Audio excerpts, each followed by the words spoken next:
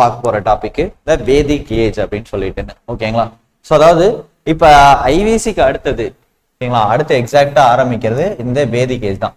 கிட்டத்தட்ட வந்து பாத்தீங்கன்னா 1900 கிட்ட நம்ம முடியுது அப்படின்ற மாதிரிலாம் அந்த இடத்துல இருந்து சரியை தொடங்கி அதுக்கப்புறம் இவங்களுடைய காலம் தான் ஆரம்பிக்குது அப்படின்னு சொல்லிட்டு கொஞ்சம் ஏன் சொல்றேன்னா, இதோட பீரியட் பாருங்க, இந்த டைம் பாருங்க, ரொம்ப ரெலவெண்டா இருக்கிற மாதிரி இருக்கும், அதுக்கேற்ற மாதிரியே இருக்கு பாருங்க.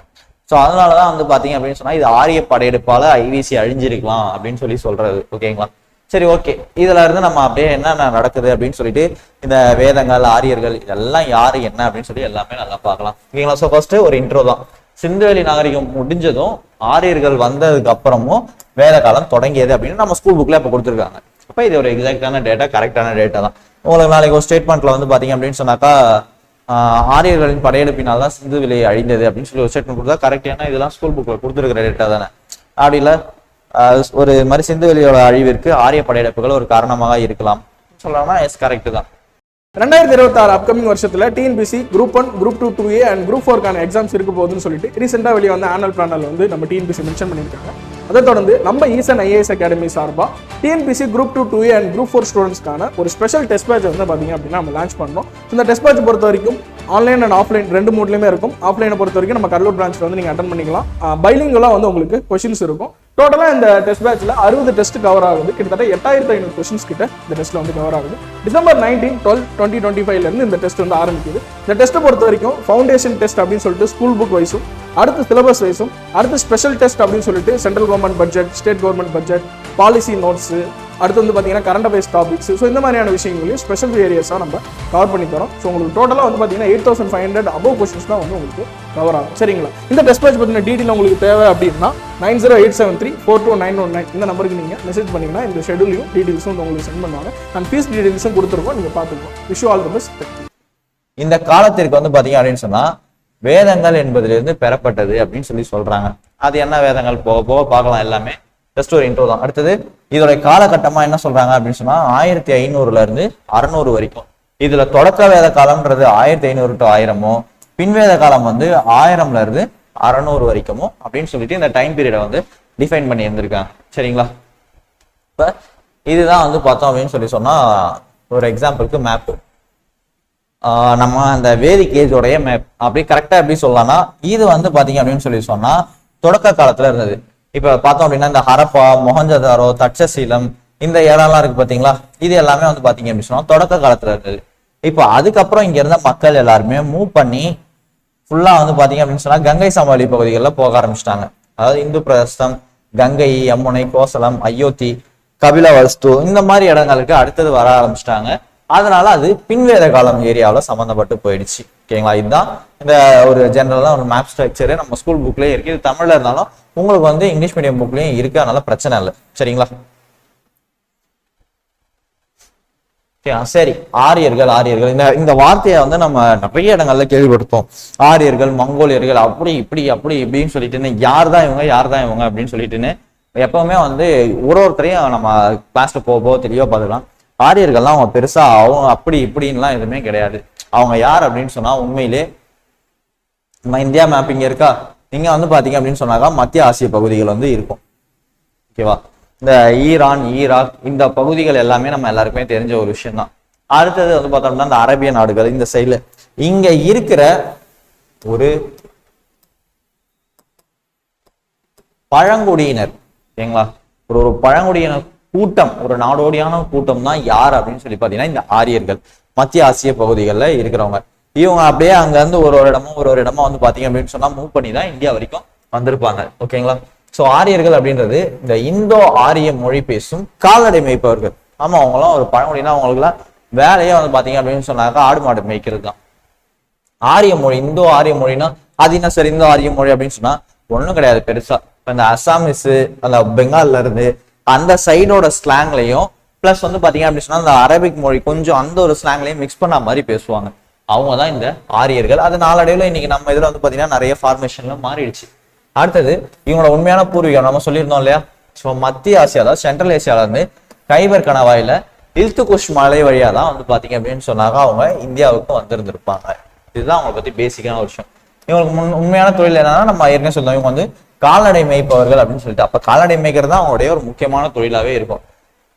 அழித்து எரித்து சாகுபடி செய்யும் வேளாண்மை அப்படின்றாங்க. என்ன சார் அழித்து எரித்து வேளாண்மை செய்யும் சாகுபடி முறை? இது இப்பவும் இந்தியாவில் பிராக்டிஸ் ஆகிட்டு இருக்கிறது ஒண்ணு என்ன அப்படின்னு சொல்லி பாருங்க, ஸ்லாஷ் அண்ட் பர்ன் அக்ரிகல்ச்சர் அப்படின்னு சொல்லுவாங்க. அதாவது இம்முறையில நிலத்தின் மீது உள்ள மரங்கள் மற்றும் செடி கொடிகள் அனைத்தும் வெட்டப்பட்டு எரிக்கப்படும். அந்நிலத்தில் குறுகிய காலகட்டத்தில் வேளாண்மை செய்து அதன் பின் அந்நிலம் கைவிடப்படும். பின்னர் மக்கள் மற்றொரு இடத்தில் இதே போன்று வேளாண்மை செய்ய தொடங்கும். இது இன்னும் இன்னைக்கு கொஞ்சம் ட்ரெண்ட் இன்னும் மாறிடுச்சு. நம்ம ஸ்கூல் புக்ல கொடுத்துருக்கிறது. இப்போ ஒரு எள்ளு பயிர் ஏதோ ஒன்று விளைய வைக்கிறாங்க அப்படின்னு சொன்னா அது செடி மாதிரி இருக்குது அப்படின்னு சொன்னா அதை அறுத்துருவாங்க. அறுத்துட்டதுக்கு அப்புறம் இந்த மீதி அப்படியே வேர்ல இருந்து இங்க வந்து ஒரு பேச்சுக்கு ஒரு இவ்வளவு அடி நின்றுட்டு இருக்கும், ஒரு அரை அடிக்கு நிற்கும். அது எல்லாத்தையுமே என்ன பண்றாங்கன்னா அந்த சோலைகள் அந்த இதோட வந்து பாத்தீங்க அப்படின்னு சொன்னா போட்டு கொளுத்திடுவாங்க. கொளுத்திட்டா இது அப்படியே எல்லாமே மடிஞ்சிருது. இப்ப இது என்னன்னா இது அகைன் வந்து உழுகுறப்ப வந்து அதுவே வந்து ஒரு விதமான உரமா மாறுது. ஆனா இது வந்து ஒரு எண்ணெய் பயிர்கள் எல்லாத்தையுமே இந்த மாதிரி கொளுத்துறப்ப நிறைய புகை வர்றதுனால காற்று மாசுபாடும் அதிகமாகுது. இப்பவும் கரண்ட்ல டெல்லியில வந்து பாத்தீங்க அப்படின்னு சொன்னா ஏர் பொல்யூஷன் ஆகிறதுக்கு இந்த பஞ்சாப் ஹரியானா சைடுகள்ல இந்த ஸ்லாஷ் அண்ட் பர்ன் அக்ரிகல்ச்சர் வந்து பாத்தீங்க அப்படின்னு சொன்னா நிறைய பிராக்டிஸ் பண்றது ஒரு ரீசன் அப்படின்னு சொல்லிட்டும் சொல்றேன். அதாவது ஒரு பார்ட் ஆஃப் த ரீசன், ரொம்ப கிடையாது, பட் இருந்தாலும் அதுவும் ஒரு பார்ட் ஆஃப் த ரீசன் அப்படின்னு சொல்றாங்க. இந்தியாவில் இப்பவும் கரண்ட்ல இருக்கிற ஒரு விஷயம் தான். ஸோ அதே தான் இவங்க அந்த டைம்ல அதே வந்து பாத்தீங்க அப்படின்னு சொன்னா பண்ணிட்டு இருந்திருக்காங்க. இவங்களுடைய வாழ்விடம் ஃபர்ஸ்ட் எதுல இருந்திருக்கு அப்படின்னு சொல்லி பாத்தீங்கன்னா பஞ்சாப்ல சப்த சிந்துன்னு சொல்லுவாங்க. அதாவது நமக்கு தெரியும் சிந்து அப்படின்னு சொன்னா அது அந்த 5 நதி இருக்கிறது அப்படின்னு சொல்லிட்டுன்னு. சப்த சிந்து அப்படின்னு சொல்லி வருதுன்னா அப்ப 7 நதி வந்து வருது அப்படின்னு சொல்லி அர்த்தம். அதான் 7 ஆறுகள் சப்த சிந்துன்னு சொல்றாங்க. அதுக்கப்புறம் கிமு 1000க்கு பின்னர் வந்து பாத்தீங்க அப்படின்னா அதாவது அப்ப பின்வேத காலத்துல அவங்க கங்கை டு யமுனை சமவெளி நகரில நோக்கி நகர்ந்தன அப்படின்னு சொல்றாங்க. எக்ஸாக்ட் அவங்க வந்து தே ஆர் மூட்ஸ்ட். அடுத்தது அதுக்கப்புறம் இரும்பு கருவிகள். இப்ப பாருங்க ஐவிசி மக்களுக்கு வந்து பாத்தீங்க அப்படின்னு சொன்னாக்கா இரும்பை பத்தின நாலேஜே இல்லை. இப்ப இவங்களுக்கு அயனோட நாலேஜ் இருந்திருக்கு. கோடாரி அதாவது ஆக்ஸ், கலப்பை, பிளாஃப் இது எல்லாத்தையுமே யூஸ் பண்ண ஆரம்பிச்சிருக்காங்க. அப்ப அக்ரிகல்ச்சர்ல டெவலப்மெண்ட் அதிகமா வந்து இருந்திருக்கும் இல்லையா? இப்ப பாருங்க புவியலோட இவங்களோட பரப்பை எதை சொல்றாங்கன்னாக்கா வட இந்தியா அப்படின்றாங்க. காலம் அதுல வந்து வெண்கல காலம்னு சொல்ற மாதிரி இது இரும்பு காலம் அப்படின்னு. கால அளவு நம்ம பார்த்துட்டோம் 1500 இருந்து 600 அப்படின்னு சொல்லிட்டு. சான்றுகள்னு பாக்குறப்ப வேத கால இலக்கியங்கள் நிறைய இருக்கு, நம்ம போக போக பார்க்கலாம். நாகரிகத்தின் இயல்பு அப்படின்றப்ப அது நாகரிகமா இருந்துச்சு. இது வந்து பாத்தீங்க அப்படின்னா கிராம நாகரிகமா இருந்திருக்கு. வில்லேஜோடைய அக்ரிகல்ச்சர் வில்லேஜோட சிவிலைசேஷன். இப்ப அடுத்தது பார்த்தோம்னா இந்த வேதங்கள், அதாவது வேதாஸ் என்னென்ன சொல்றாங்க அப்படின்னு பாத்தீங்கன்னா ரிக்வேதா, யஜுர்வேதா, சாமவேதா, அதர்வ வேதா. ஓகேங்களா? இதுல இந்த ரிக்வேதம் அப்படின்றது வந்து பாத்தீங்க அப்படின்னு சொன்னாக்கா ஏர்லி டைம், அதாவது தொடக்க கால வேத காலம். இது மூணுமே வந்து பாத்தீங்க அப்படின்னு சொன்னாக்கா பின் வேத காலம், அதாவது லேட்டர் அப்படின்னு சொல்லுவாங்க. இதுதான் சரிங்களா? இதுதான் அங்க அந்த டைம் பீரியட்ல நம்ம பார்த்தாச்சு, அதனால சொல்லியாச்சு. ஓகேங்களா? சோ அடுத்தது இதுக்கு எவிடன்ஸா என்ன சொல்றாங்கன்னா இந்த வேத கால இலக்கியங்கள் அப்படின்னு சொல்றாங்க இல்லையா? அது என்ன சார் இந்த வேத கால இலக்கியங்கள் அப்படின்றது இதுலதான் பார்க்கணும். இந்த வேத நூல்கள் ஸ்ருதி அப்படின்னு சொன்னாக்கா கேட்டல் அப்படின்னு சொல்றாங்க. கேட்கறது அப்படின்னு இது ஒரு ஸ்ருதியோட இல்லையா அப்படின்னு சொல்லிட்டு அந்த மாதிரி. அப்ப அதுல பாடுறது எல்லாமே வந்து பாத்தீங்க அப்படின்னு சொன்னாக்கா அந்த ஸ்ருதியோட இருக்கிற மாதிரி இருக்காது. 4 வேதங்கள், பிராமணங்கள், ஆரண்யங்கள், உபநிடதங்கள் இது எல்லாமே வந்து பாத்தீங்கன்னா ஸ்ருதிகள் கீழே வந்துடும். இது எல்லாமே இந்த காலத்தை சேர்ந்ததுதான். அடுத்தது ஸ்மிருதி, இதிகாசங்கள், அடுத்தது புராணங்கள். அடுத்தது பார்த்தோம் அப்படின்னாக்கா இதிகாசங்கள்ல ராமாயணம், மகாபாரதம். அடுத்தது வந்து பார்த்தோம் அப்படின்னு சொன்னாக்கா புராணங்கள்ல சிவபுராணம், விஷ்ணு புராணம்.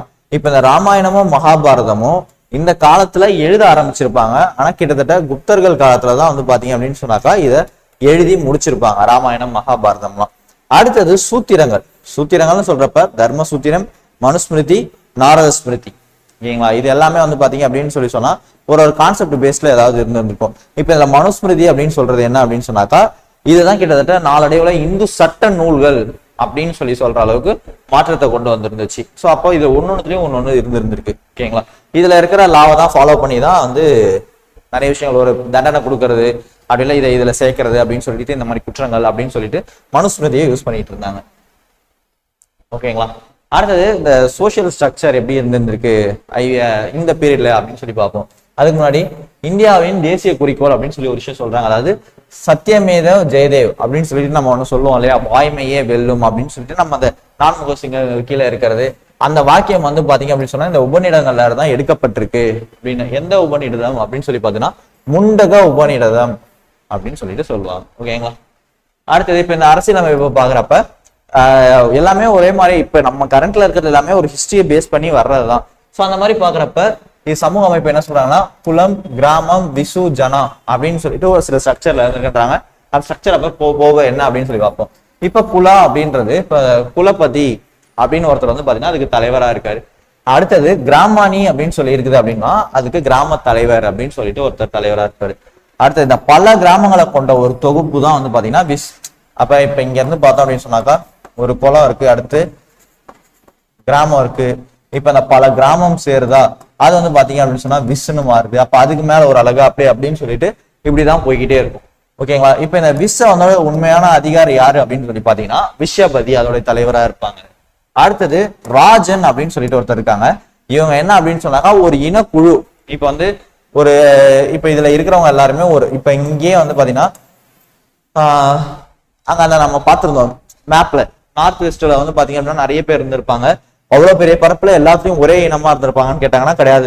இங்க ஒரு இனம் இருந்திருக்கும், இங்க ஒரு இனம் இருந்திருக்கும். அப்ப அந்த மாதிரி இருக்கிறதுல ஒரு இனக்குழுவோட தலைவர் என்னன்னு சொல்றாங்கன்னா ராஜன், இனக்குழு தலைவர் அப்படின்னு சொல்லி சொல்றாங்க. கிட்டத்தட்ட ஒரு அரசர் மாதிரி அப்படின்னு சொல்லி சொல்லலாம். ஜனசிய கோபா அப்படின்னு சொல்லி சொல்றாங்கன்னா அவர் வந்து மக்களுக்கூட பாதுகாவலரா இருந்திருப்பாரு. இவங்க எல்லாம் கிட்டத்தட்ட அரசர் மாதிரி அப்படின்னு சொல்லிட்டு. அடுத்தது இந்த ரிக்வேத காலங்கள்ல வந்து பாத்தீங்க அப்படின்னா பல இனக்குழு அரசுகள் சேர்ந்துதான் ராஷ்டிரம் அப்படின்னு சொல்லிட்டு ஒரு அமைப்பு வந்து பாத்தீங்க அப்படின்னு சொன்னா உருவாச்சு. கிட்டத்தட்ட ஒரு மாகாணத்து அளவுக்கு அப்படின்னு சொல்லலாம். அது யார் ஃபேமஸா அதுல இருந்திருக்காங்கன்னா பரதர், மத்சயர், குரு அப்படின்னு சொல்லிட்டு. ஓகேங்களா? ரிக்வேதில மல்டி காஸ்ட் கிங்டம்ஸ் அப்படின்னு சொல்லிட்டு சொல்லுவாங்க. டிஎன்பிசி குரூப் 1, குரூப் 2, குரூப் 4க்கான எல்லா எக்ஸாமுமே 2026 நடைபெற போகுது அப்படின்ட்டு ரீசெண்டாக டிஎன்பிசி அவங்களோட ஆனுவல் பிளானர்ல வந்து குறிப்பிட்டிருந்தாங்க. இதை தொடர்ந்து நிறைய மாணவர்கள் வந்து நம்ம கிட்ட கிளாஸஸ் வந்து கேட்டிருந்தீங்க, சரிங்களா? ஸோ நம்ம ஈசன் ஐஏஎஸ் அகாடமி சார்பாக TNPSC group 2, 2A and group 4க்கான கம்பைன்டு கிளாஸஸ், ரெகுலர் கிளாஸஸ் வந்து பார்த்தீங்க அப்படின்னா நம்மளோட கடலூர் பிரான்ச்சில் ஸ்டார்ட் பண்ண போகிறோம். அதே டைமில் வந்து பார்த்தீங்க அப்படின்னா ஆன்லைன்லேயும் நம்ம ஸ்டார்ட் பண்ணோம். ஸோ நீங்கள் தமிழ்நாட்டில் எங்கே இருந்தாலுமே நீங்கள் ஆன்லைன் பேட்சில் ஜாயின் பண்ணி படிச்சுக்கலாம். கடலூர் ப்ராக்சிமிட்டியில் இருக்கீங்க அப்படின்னா நீங்கள் ஆட்டோமேட்டிக்காக நீங்கள் கடலூர் பிரான்ச்சில் வந்து நீங்கள் ஜாயின் பண்ணிக்கலாம். ஃபீஸும் வந்து பார்த்தீங்கன்னா ரொம்ப மினிமம் ஃபீஸாக தான் போட்டுருவோம். ஸோ இந்த கிளாஸஸில் உங்களுக்கு classes, mentoring and materials plus வந்து பார்த்தீங்க அப்படின்னா உங்களுக்கான டெஸ்ட்டுமே நம்ம வச்சு கொடுத்துருவோம். எக்ஸாம் போகிறதுக்குள்ளே உங்களை ஃபுல்லாக வந்து பார்த்தீங்க அப்படின்னா கைட் பண்ணி உங்களுக்கான ஸ்டடீஸ் வந்து நாங்கள் முடிச்சு கொடுத்துருவோம். இதை பற்றின மேலும் உங்களுக்கு எதனா தகவல் தேவைப்பட்டுச்சு அப்படின்னா 9087342919 இந்த நம்பரை நீங்கள் வந்து காண்டாக்ட் பண்ணலாம். இந்த நம்பரை காண்டாக்ட் பண்ணிங்கன்னா இந்த exam related, class related details எல்லாமே கொடுப்பாங்க. உங்களோட அட்மிஷன் வந்து புக் பண்ணிக்கலாம். அடுத்தது மன்றங்களால வந்து பாத்தீங்க அப்படின்னு சொன்னாக்கா கட்டுப்பாடு இருந்துச்சு அப்படின்னு சொல்லி சொல்றாங்க. இப்ப இது வந்து பார்த்தோம் அப்படின்னு சொன்னாக்கா ஒரு பழங்குடியின கால்நடை மேய்க்கிற சமூகம் அப்படின்னு சொல்லி சொன்னா இப்ப நமக்கே தெரியும் அந்த ஸ்ட்ரக்சர்லாம் எப்படி இருந்திருக்கும் அப்படின்னு சொல்லிட்டு. ஒரு பழங்குடியின மக்கள்லாம் அதுக்கு ஒரு தலைவர் இருந்திருப்பாங்க. அடுத்தது வந்து பாத்தீங்க அப்படின்னு சொன்னாக்கா ஒரு பெரியவர் இருந்திருப்பாரு. இப்ப இவங்க எல்லாம் சொல்றதை கேட்டுதான் வந்து அந்த மக்களும் இயங்குவாங்க. அவங்க சொல்றதும் அப்படி இப்படின்னு சொல்லி நிறைய இருந்திருக்கும். அவங்களுக்குள்ள தனித்தனியா பேசி முடிவெடுக்கிறதுக்கு ஒரு சில விஷயங்கள் வந்து பாத்தீங்க அப்படின்னு சொன்னா இருந்திருக்கும். இப்ப பாருங்க, இப்ப புரோகிதர் அதாவது அரசரோட ஆலோசகர். இப்ப அதாவது அந்த ஒரு தலைவர் இருக்காரு அப்படின்னு சொன்னாக்கா அவரோட ஆலோசகர். இப்ப இதுல வந்து வயசுல ஏதோ ஒரு பெரியவரோ அப்படி இல்லை வந்து பாத்தீங்க அப்படின்னு சொன்னா ஒரு ரிலீஜியஸான ஒரு பர்சன் தான் வந்து பாத்தீங்கன்னா ஒரு மத சம்பந்தமான அதிகமான நாலேஜ் இருக்கிற அந்த மாதிரி ஒரு பர்சன் தான் இதுல இருந்திருப்பாங்க. சேனானி அப்படின்னு சொல்றப்ப அந்த தலைவர் கூடவே ஒருத்தர் வந்து அவங்க ஆளுங்கள் எல்லாத்தையும் வழி நடத்துற ஒரு படை தளபதி மாதிரி ஒருத்தர் இருந்திருப்பாரு. அவர் தான் ராணுவ தலைவர் அப்படின்னு சொல்லிட்டு சொல்லுவாங்க. இப்ப விதாதா அப்புறம் வந்து பாத்தீங்க அப்படின்னு சொன்னா சபா, சமிதி, கணா அப்படின்னு சொல்லிட்டு சில அமைப்புகள்லாம் இருந்துச்சு அப்படின்னு சொல்லி சொல்றாங்க. அது என்னன்னா அப்படியே பார்க்கலாம். ஓகேங்களா? இப்ப ஆக்சுவலி சபா அப்படின்றது வந்து பாத்தீங்க அப்படின்னு சொன்னாக்கா ரொம்ப முக்கியமான சபா அப்படின்றது ரொம்ப முக்கியமான சபை அப்படின்னு சொல்லி வச்சுங்க. இதுல வந்து அரசரும் அவருக்கு கீழே இருக்கிற ரொம்ப முக்கியமான பிரமுகர்கள் தான் வந்து பாத்தீங்கன்னா இருப்பாங்க. அடுத்து வந்து சமிதி அப்படின்றது இவங்க ஏதாவது பேசி முடிவெடுக்கிறாங்கன்னா அதுல பொதுமக்களும் வந்து அதை கேட்கறாங்க அப்படின்னு சொல்லி சொன்னா அது சமிதியில மாறும். விதாதான்றது கொஞ்சம் டிஃப்ரெண்டா போயிடும். ஓகேங்களா? அது நாளடைவுல வந்து இல்லாம போயிடும். கணமும் அப்படிதான் ஆயிட்டு இருந்திருக்கும். ஓகேங்களா? சோ அதுதான் இங்க கொடுத்திருப்பாங்க. பின்வேத காலத்துல இனக்குழுக்கள் இணைந்து ஜனபதங்கள், ராஷ்டிரங்கள் உருவான. ஆனா நம்ம மகாஜனபதங்கள் அப்படின்னு சொல்லிட்டுலாம் சொல்றோம் இல்லையா? அதுதான் இந்த ஜனபதங்கள், ராஷ்டிரங்கள் அப்படின்னு சொல்லிட்டு பெரிய பெரிய மாகாணங்களாம் உருவாகிறது ஆரம்பிச்சது அப்படின்னு சொல்லிட்டு. சமிதி, சபா ஆகியவை வந்து முக்கியத்துவம் எழுதின. ஆமா, இப்ப எல்லாருக்குமே ஒரே கருத்தோட ஒட்டு போக முடியாது இல்லையா? நம்ம இருக்கிறோம், நம்ம ஒரு 30 பேர் இருக்கிற ஒரு இதுல இருக்கிறோம்னா யாராவது ஒருத்தருக்கு வந்து கருத்து வேறுபாடுகள் இருக்கும். அப்ப அந்த மாதிரி ட்ரைபலா இருந்தாலுமே பழங்குடியின மக்களா இருந்தாலும் அவங்களுக்குள்ள கருத்து வேறுபாடு வர்றப்ப அவங்க மூவ் பண்ணுவாங்க இல்லையா? அதான் சொல்றாங்க. விதாதா அப்படின்ற சபையை காணாம போயிடுச்சு அப்படின்னு சொல்லிட்டு. பரம்பரை அரசுரிமை அதாவது வந்து பாத்தீங்கன்னா முடியாட்சி வந்துருச்சு. மன்னராட்சி தான். இப்ப இவர் தலைவர் அப்படின்னா அடுத்தது அவர் பையன் தான் அடுத்த தலைவரா இருக்கிறது. அந்த விஷயத்த தான் சொல்றாங்க. முடியாட்சி ஏற்படும். அரசரின் அதிகாரம் அதிகரித்தது. தலைவருக்கு தான் எல்லாமே இருக்கிற மாதிரி. அது ட்ரைபல் கம்யூனிட்டியில அப்படியே இருக்கிறது தானே. இப்ப பாருங்க, அடுத்தது பாலி. இந்த பாலி அப்படி இல்லைன்னா பலி அப்படின்னு அமைச்சிங்க. ஆனா முதல்ல வந்து பார்த்தோம் அப்படின்னு சொன்னா இது வந்து ஆக்சுவலி ஒரு நன்கொடையா இருந்துச்சு. அது நாளடைவில் வந்து பாத்தீங்க அப்படின்னு சொன்னாக்கா ஒரு கட்டாயமான வரியாக வந்து பாத்தீங்க அப்படின்னு சொன்னாக்கா மாறிடுச்சு. நகரங்கள் வந்து பாக்குறப்ப வந்து பாத்தீங்க அப்படின்னு சொன்னா அயோத்தி, இந்திரபிரதேசம், மதுரா போன்றவை உருவானது. இதுல பாருங்க அயோத்தி, அடுத்து வந்து பார்த்தோம் அப்படின்னு சொன்னா இப்ப இதுல இல்ல, இந்த மதுரா, கபிலவஸ்து இந்த மாதிரி ஒரு சில இடங்கள்லாம் அப்படியே வந்து பாத்தீங்க அப்படின்னா இந்து பிரதேசம் இருக்கு பாருங்க. இது எல்லாமே நாளடைவே கொஞ்சம் கொஞ்சமா உருவாக ஆரம்பிச்சிருச்சு. 11th புக்லயும் பாத்தீங்க அப்படின்னு சொன்னா இன்னும் கொஞ்சம் இருக்கும். அடுத்தது இதுல முக்கிய அரசர்களா இருந்தவங்க இந்த குரு, நம்ம வந்து பார்த்தோம்னா மச்சையர் அப்படின்னு சொல்லிட்டுலாம் ஒரு சிலர் பார்த்தோம். அதே மாதிரி குரு பாஞ்சாலா வந்து பாத்தீங்க அப்படின்னு சொன்னாக்கா இதுல ரொம்ப இம்பார்ட்டண்டா இருந்திருக்காங்க. வேதகால மக்களோட வாழ்க்கை நிலை வந்து பாத்தீங்க அப்படின்னு சொன்னா அவங்களுக்கு முதன்மையான சொத்தா எது இருந்திருக்குன்னா கால்நடைகள். கால்நடை தான் அவங்களுக்கு ஒரு ரொம்ப முக்கியமான சொத்து. நம்ம அதை ஆரம்பத்திலேயே பார்த்திருந்தோம். அடுத்தது சமூக அமைப்பு. நான் என்ன சொல்லியிருந்தேன், அவங்க வந்து மத்திய ஆசியால இருந்து வந்து ஒரு பழங்குடியினமான மக்கள், அதாவது நாடோடியான மேய்ச்சல் சமூகம் கொண்டவங்க அப்படின்னு சொல்லிட்டு ஓகேங்களா. அதோட அவங்க விவசாய சமூகமாக மாற ஆரம்பிச்சிட்டாங்க. அதுக்கப்புறம் அது இல்லாம கலை, ஆடல், பாடல் கொஞ்சம் கொஞ்சமா டெவலப் ஆகுறது தானே. யாகங்கள் கொடுக்கறது, சடங்குகள்லாம் நடத்துறது. ஏன்னா வேத புத்தகங்களை வந்து இவங்க ஃபாலோ பண்ண ஆரம்பிச்சிட்டாங்க. அப்ப அப்படி இருக்கிறப்ப அதுல சொல்ற சில விஷயங்கள்லாம் அவங்க கேட்க ஆரம்பிச்சிருவாங்க இல்லையா. சடங்கு பண்றது, சம்பிரதாயம் அப்படி இப்படின்னு சொல்லிட்டு அந்த கல்ச்சர்லாம் அப்படியே இங்க இருந்து தான் வந்து பாத்தீங்கன்னா ஃபர்ஸ்ட் ஸ்டார்ட் ஆகுது. இப்ப சமூக அமைப்பு, அதாவது சோசியல் ஸ்ட்ரக்சர் அப்படின்னு சொல்லிட்டு நம்ம சொல்லலாம். இப்ப இதுல வந்து வேதகால சமூகம் வந்து தந்தை வழி சமூகமாக இருந்துச்சு அப்படின்றாங்க. அதாவது பேட்ரிலீனியல் அப்படின்னு சொல்லுவாங்க. அதாவது குடும்பத்துக்கு வந்து பாத்தீங்கன்னா ஃபர்ஸ்ட் தலைவரா தந்தை இருக்காரு. இப்ப நம்ம அப்பா வந்து பாத்தீங்கன்னு சொன்னா தந்தையா இருக்காருன்னு வச்சுக்கோங்க, அவர் தான் தலைவரா இருக்காருன்னா அவருக்கு அடுத்தது மூத்த பையன், ஃபர்ஸ்ட் சன், ஓகேங்களா. மூத்த பையன் வருவாங்க.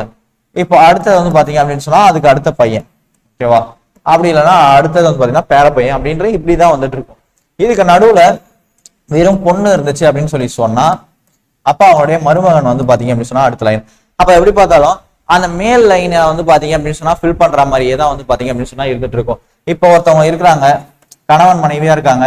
இதுல வந்து பாத்தீங்க அப்படின்னு சொன்னா பையன் சின்ன பையனா இருக்கலாம், ஆனா கணவன் வந்து இறந்துடுறாரு அப்படின்னு சொன்னா அப்போ அந்த பையன் தான் வந்து பாத்தீங்க அப்படின்னு சொன்னா திரும்ப அந்த குடும்பத்தை வழி நடத்தணுமே தாண்டி அந்த பெண் வந்து பாத்தீங்க அப்படின்னு சொன்னா போக முடியாது. அதுதான் வந்து இந்த தந்தை வழி சமூகம், பேட்ரிலீனியல் சொசைட்டி அப்படின்னு சொல்றாங்க, ஓகேங்களா.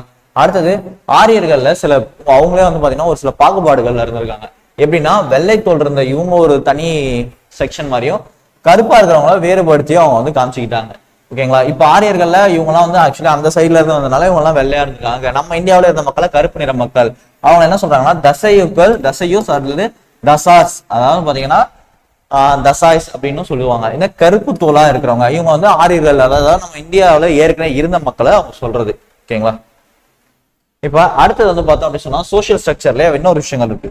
தொடக்க வேத காலத்துல இருந்ததும் அதுக்கப்புறம் பின்வேத காலத்துல மாறுறதும். இப்ப தொடக்க வேத காலத்துல வந்து பாத்தீங்க அப்படின்னு சொன்னா 3 பிரிவுகள் இருக்கு. விஸ்கள் அப்படின்னு சொல்லுவாங்க. இந்த விஸ் யார் அப்படின்னா பொதுமக்கள், ஓகேங்களா. அடுத்தது சத்திரியர்கள் யாருன்னா போர் வீரர்கள், பிராமணர்கள், மத குருக்கள் அப்படின்னு. அப்போ இவங்க தான் வந்து பாத்தீங்க அப்படின்னு சொன்னா ஹை கம்யூனிட்டி, இவங்க கொஞ்சம் லோ கம்யூனிட்டி அப்படின்ற மாதிரிதான், ஓகேங்களா. அடுத்தது இப்ப அவங்கள ஃபாலோ பண்ணி யார் யார் வராங்க, பின் வருவோர்கள் அப்படின்னு சொல்லி பார்த்தோம் அப்படின்னா இந்த திறன் கொண்ட ஆரியர் அல்லாத மக்களும் உள்ளடக்கப்பட்டனர் அப்படின்றாங்க. அதாவது இப்ப அந்த 3 பேர் இருக்கிறவங்க காமனா இருந்தாங்க. அதுக்கப்புறம் வந்து பாத்தீங்கன்னா இவங்க செய்யற தொழிலை வச்சோ, இவங்க எதுக்கு லாய்க்கப்படுவாங்க, லாய்க்கு போட மாட்டாங்க, அந்த மாதிரி இருக்கிறத வச்சு இவங்க வந்து வரைய ஆரம்பிச்சிட்டாங்க, ஓகேவா. இப்ப இதுல என்ன அப்படின்னா இந்த பிராமணர் இருக்காங்க இல்லையா, இவங்க தான் டாமினேட்டட், ஓகேங்களா. இவங்க தான் வந்து ஃபர்ஸ்ட் இருப்பாங்க, பிராமணர். அடுத்தது சத்திரியர். அடுத்தது வந்து பாத்தீங்க அப்படின்னு சொன்னாக்கா வைசியர். அப்புறமா தான் வந்து பாத்தீங்க அப்படின்னு சொன்னாக்கா சூத்திரர்கள். இப்ப இதுல எப்படின்னா இப்ப பிராமணர்கள் தான் இந்த மத குருக்களா இருக்கிறது, அதாவது அரசர், பெரிய பெரிய பொறுப்புகள்ல இருக்கிறது, இவங்க எல்லாமே அந்த பிராமணர்கள்ல இருந்துருவாங்க. அடுத்தது சத்திரியர்கள்லாம் அடுத்தது இந்த அரசருக்கு கீழே வர்றதுல போர் வீரர்கள், நிர்வாகிகள் ஒரு சிலர்லாம் வர்றவங்க இந்த கேட்டகரியில வந்துருவாங்க. வைசியர்கள்ன்றவங்க எப்படின்னா அரசு சாராத வசதியானவங்க, ஜமீன்தார்கள், நிலம் வச்சிருக்கிறவங்க, சொத்து இருக்கிறவங்க, இந்த மாதிரி இருக்கிறவங்க எல்லாம் இந்த வைசியர்கள் வந்துருவாங்க. இந்த சூத்திரர்கள்ன்றவங்க யாருன்னு பாத்தீங்கன்னா இது எதுவுமே பண்ணாத பொதுமக்கள் தான், ஓகேங்களா. ஸோ ஃபுல் அண்ட் ஃபுல்லா அவங்க தான் ஆனா அதிகமான பீப்புள்ஸா இருப்பாங்க. இப்ப எப்படின்னா இந்த 3 கேட்டகரி பீப்புள்ஸ் ஏதாலும் 5% தான், இவங்க ஒரு கேட்டகரியிலே இருக்கிறவங்க வந்து 95% வந்து பாத்தீங்க அப்படின்னு சொன்னா இருப்பாங்க. இப்ப இவங்களோட மேஜர் வேலையை என்ன தெரியுமா, இந்த 3 கம்யூனிட்டி பீப்புளுக்கும் வந்து பாத்தீங்க அப்படின்னு சொன்னா வேலை செய்யறது தான் இந்த சூத்ராஸ்க்கு வேலை. இந்த சூத்திரர்களை வந்து பாத்தீங்க அப்படின்னு சொன்னாவா எப்பவுமே ரொம்ப அழுத்தியே தான் வச்சிருப்பாங்க, ஒரு மாதிரி டம்ப் பண்ணி வச்சிருக்கிற மாதிரி. ஓகேங்களா, இதுதான் அப்ப இருந்த ஒரு சோசியல் ஸ்ட்ரக்சர் அப்படின்னு சொல்லலாம். அடுத்தது பெண்களோட நிலை எப்படிலாம் இருந்திருக்கு. இப்ப நம்ம ஐவிசில பார்த்திருந்தோம் தாய் தெய்வமா வழிபட்டு இருக்காங்க அப்படின்னு சொல்லிட்டுன்னு. அதை வந்து பாத்தீங்க அப்படின்னு சொன்னா முன்வேத காலத்துல அப்படியே கொஞ்சம் ஃபாலோ ஆயிட்டு இருந்துச்சு. ஆனா பின்வேத காலத்துல அது அப்படியே இல்லை. இப்ப பாருங்க, பெண்களுக்கும் ஓரளவு சுதந்திரம் இருந்துச்சு அப்படின்னு சொல்றாங்க, ஓரளவுக்கு இண்டிபெண்டா தான் இருந்திருக்காங்க. அடுத்தது குடும்ப தலைவர் மனைவி, அதாவது எப்படின்னா நம்ம ஆல்ரெடி ஆண் வழி சமூகம்னு சொல்லிட்டோம். இப்ப குடும்பத்துக்கு தலைவர் இருக்காரு அப்படின்னா அந்த தலைவி அப்படின்ற ஒரு இடத்துல வந்து ஒரு பெண் இருந்தாங்க, அந்த அளவுல வந்து பாத்தீங்க அப்படின்னா இருந்திருக்காங்கன்றாங்க. மறுமணம் சடங்கு இதெல்லாம் கலந்து கொள்றதுக்கான உரிமை இருந்திருக்கு, விதவை மறுமணம் இருந்திருக்கு, அது நிறைய விஷயங்கள் அவங்களுக்கு பெனிஃபிட்டா இருந்திருக்கு. சொத்துரிமை ஆனா அப்பவே இல்லை. ஆனா கல்வியும் பெற்றிருக்காங்க. சபைகள்ல வந்து பாத்தீங்க அப்படின்னு சொன்னாக்கா பெண்கள் வந்து அட்டன் பண்ணி இருந்திருக்காங்க.